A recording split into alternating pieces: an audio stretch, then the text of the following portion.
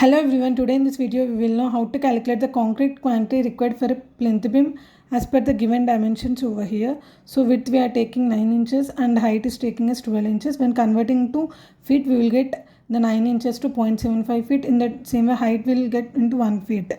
So now we will calculate the total length of this plinth beam quantity. So total length is that this 35 plus this 35 plus this 35 which plus this 30 plus this 30 and plus this 50 plus this 50. If we do, we will get 265 running feet.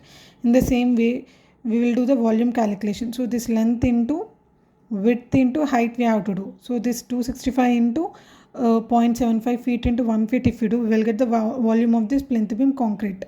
So after multiplication of this we will get 198.75 CFT. So that we will convert this CFT to cubic meters. So that we will get, by dividing 35.313, we will get 5.62 cubic meter of concrete is required for the plinth beam, for these dimensions of a plinth beam. So if you all like this video, please follow, like, share and subscribe to this channel. Thank you all.